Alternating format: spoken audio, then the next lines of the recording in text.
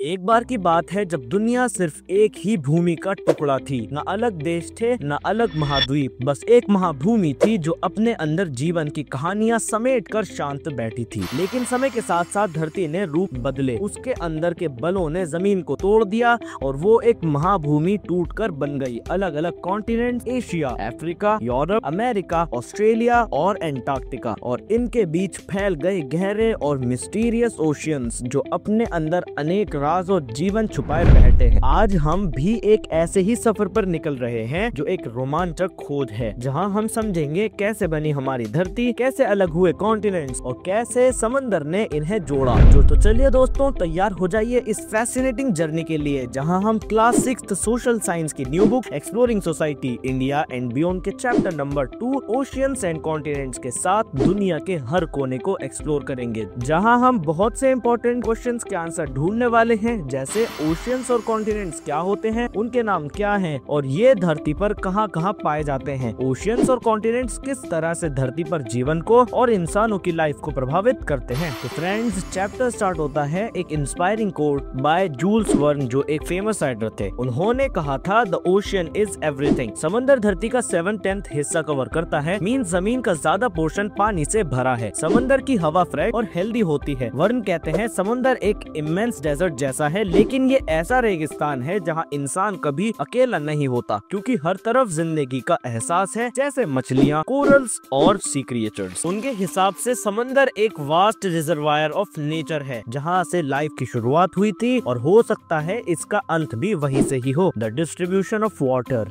And land on the earth. अब हम समझेंगे कि अर्थ पर वाटर और लैंड का डिस्ट्रीब्यूशन कैसे है। इंटरेस्टिंग बात यह है कि नॉर्दर्न और सदर्न हेमिस्फीयर में ओशियंस और कॉन्टिनेंट्स इक्वल नहीं है। कहीं ज्यादा लैंड है तो कहीं ज्यादा पानी। ओशियंस के अलावा कुछ स्मॉलर वाटर बॉडीज भी होती हैं, जैसे सी, बे और गल्फ। सी एक बड़ी सॉल्ट वाटर बॉडी होती है जो लैंड से थोड़ी गहरी होती है और ओशियन का ही पार्ट होती है, जैसे अरबियन सी जो इंडिया के वेस्ट साइड पर है। बे एक ऐसी वाटर बॉडी होती है जो लैंड के अंदर तक होती है, जैसे बे ऑफ बंगाल जो इंडिया के ईस्ट साइड पर है। गल्फ बे से थोड़ा ज्यादा लैंड के अंदर होता है, जैसे gulf of Kutch in Gujarat. Oceans धरती के most of the water hold करते हैं, लेकिन ये सॉल्टी होता है और पीने लायक नहीं होता। फ्रेश वाटर सिर्फ एक स्मॉल परसेंटेज है जो हमें रिवर्स, लेक्स, ग्लेशियर्स, एटमॉस्फेयर और ग्राउंड वाटर में मिलता है। ओशियंस। चलिए फ्रेंड्स, अब हम चैप्टर के एक बड़े ही इम्पोर्टेंट टॉपिक ओशियंस को पढ़ेंगे। एक्चुअली दुनिया के 5 ओशियंस हैं जो आपको वर्ल्ड मैप पर दिखाई देंगे। ये 5 ओशियंस हैं: Pacific ocean, Atlantic ocean, Indian ocean, Arctic ocean और सदर्न ओशियन जो अंटार्कटिक ओशियन भी कहलाता है। आपको पता है, इन ओशियंस के बीच जो लाइंस मैप पर दिखाई गई हैं वो सिर्फ एक कन्वेंशन है, क्योंकि नेचर में ऐसी बाउंड्रीज नहीं होती। ओशियंस का पानी कॉन्टिन्यूसली एक दूसरे में फ्लो करता है और इस वजह से ओशियंस में बहुत ही रिच मरीन लाइफ होती है। मरीन लाइफ की बात करें तो यहाँ पर प्लांट्स और एनिमल्स की हजारों स्पीशीज मिलती हैं। मरीन फ्लोरा में टाइनी प्लांट्स जैसे एल्गी और सी वीड्स आते हैं, और मरीन फौना में कलरफुल फिश, डॉल्फिन्स, व्हेल्स और कुछ मिस्टीरियस डीप सी क्रिएचर्स भी होते हैं। ओशियंस का हर पार्ट, चाहे वो सनलिट सरफेस हो या फिर डार्क डेप्थ्स, सबकी अपनी अलग अलग life forms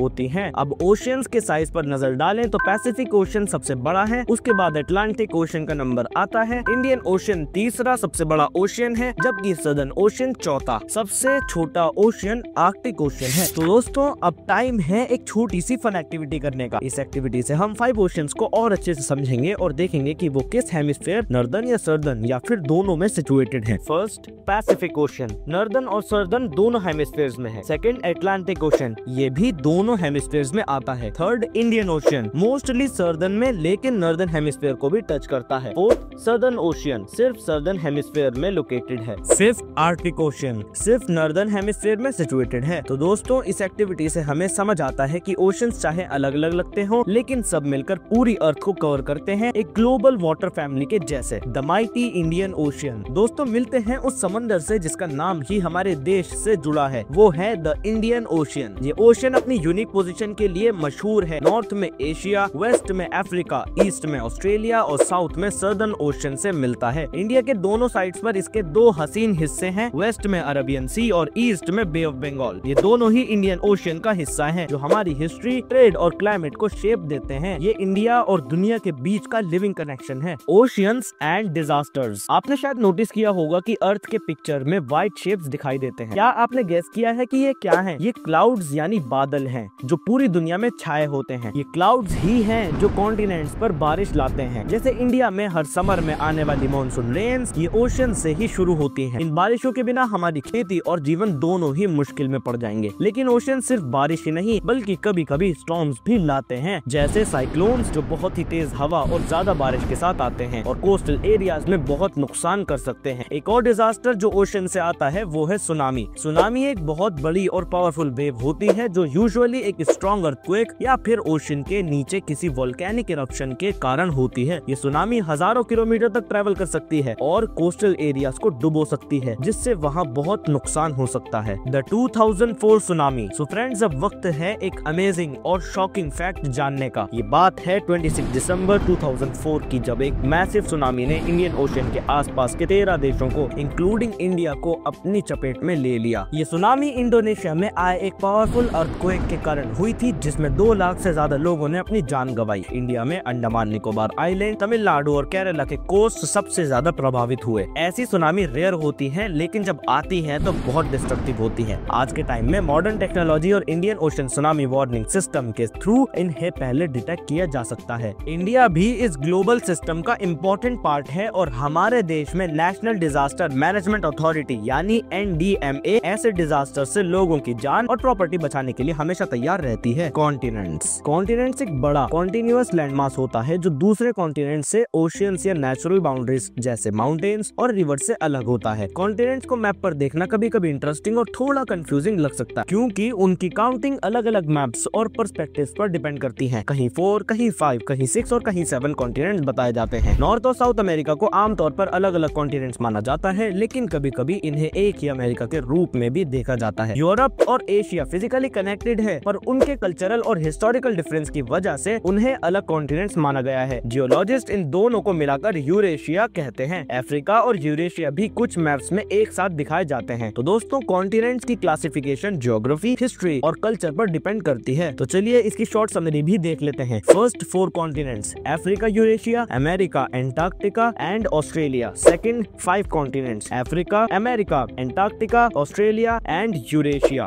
third 6 continents: Africa, Antarctica, Australia, Eurasia, north America and south America. Fourth 7 continents: Africa, Antarctica, Australia, Asia, Europe, north America and south America. और सबसे इम्पोर्टेंट 7 कॉन्टिनेंट सिस्टम ही पूरी दुनिया में सबसे ज्यादा यूज होता है। Amazing fact, the Olympic rings. तो दोस्तों, अब टाइम है एक और अमेजिंग फैक्ट जानने का। आपने ओलंपिक गेम्स का लोगो देखा होगा जिसमें 5 रिंग्स होती हैं। ये रिंग्स ग्लोबल यूनिटी और स्पोर्ट्समैनशिप का सिंबल है। हर रिंग एक कॉन्टिनेंट को रिप्रेजेंट करती है, जो है अफ्रीका, अमेरिका, एशिया, ऑस्ट्रेलिया और यूरोप। ये दिखाती है कि ओलंपिक दुनिया के हर कोने से लोगों को एक प्लेटफॉर्म पर लाता है, जहां कंपटीशन और फ्रेंडशिप दोनों मिलकर एकता का मैसेज देते हैं। तो आप जब भी ये रिंग्स देखो तो याद रखो ये यूनिटी ऑफ द वर्ल्ड का सिंबल है। Understanding continent sizes through diagram. चलिए अब देखते हैं एक इंटरेस्टिंग डायग्राम जो कॉन्टिनेंट्स के साइज दिखाता है, लेकिन उनके एक्चुअल शेप्स नहीं। इस डायग्राम में हर कॉन्टिनेंट को स्क्वायर से मेजर किया गया है। आप काउंट करके देख सकते हो कौन सा कॉन्टिनेंट सबसे बड़ा है, कौन सा छोटा और कौन सा mid size. For example, compare कीजिए नॉर्थ अमेरिका और साउथ अमेरिका को, या अफ्रीका और नॉर्थ अमेरिका को, या एंटार्क्टिका और ऑस्ट्रेलिया को। फन एक्टिविटी, यूरोप और एशिया को सेम कलर से रंग करके उन्हें यूरेशिया नाम दीजिए, फिर उनका साइज कंपेयर कीजिए साउथ अमेरिका से। फाइनली छोटे से बड़े तक कॉन्टिनेंट्स की लिस्ट बनाइए। South America, Australia, Antarctica, Europe, north America, Africa and Eurasia islands. Okay friends, अब हम अपने नेक्स्ट टॉपिक आइलैंड्स को पढ़ते हैं। आइलैंड्स वो छोटी लैंड मासेस होती हैं जो पानी से पूरी तरह और चारों तरफ से घिरी होती हैं। दुनिया की सबसे बड़ा आइलैंड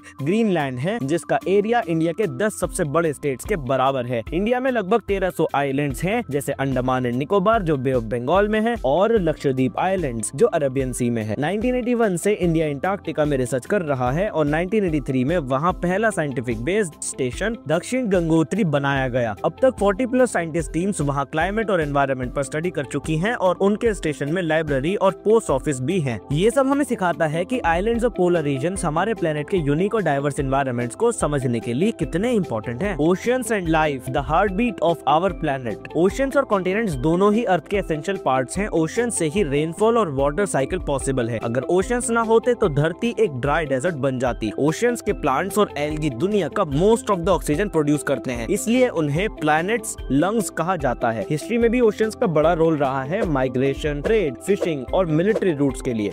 कोस्टल एरियाज की कल्चर्स, मिथ्स और ट्रेडिशन सब ओशियन से डीपली कनेक्टेड है। तो दोस्तों, ओशियन सिर्फ पानी नहीं बल्कि लाइफ, कल्चर और क्लाइमेट का एक वाइटल पार्ट है। World oceans day, let's protect our blue planet. United Nations ने 8 जून को वर्ल्ड ओशियंस डे डिक्लेयर किया है ताकि हम समझे कि ओशियंस हमारी लाइफ के लिए कितने इंपॉर्टेंट हैं। ओशियंस ऑक्सीजन, फूड और मेडिसिन का मेजर सोर्स है, लेकिन आज प्लास्टिक पोल्यूशन और ओवर फिशिंग उन्हें डैमेज कर रहे हैं। हर साल million of tons plastic oceans में जाते हैं जो मरीन लाइफ को हार्म करते हैं। इसलिए ये हम सबकी रिस्पॉन्सिबिलिटी है कि हम ओशियंस को क्लीन और सेफ रखें ताकि प्लैनेट और फ्यूचर जनरेशंस दोनों प्रोटेक्टेड रहें। Remember, saving oceans means saving life itself. तो दोस्तों, आज के लिए बस इतना ही। अगर आपको वीडियो पसंद आई और कुछ नया सीखने को मिला तो हमारी मेहनत को सपोर्ट कीजिए, वीडियो को लाइक कीजिए, शेयर कीजिए और हमारे चैनल मैट्रिक्स मोशन को सब्सक्राइब कीजिए। आपका सपोर्ट हमें और भी बेहतर एजुकेशनल वीडियोस बनाने के लिए मोटिवेट करता है। मिलते हैं नेक्स्ट वीडियो में, तब तक के लिए keep learning and keep exploring. Till then, good bye.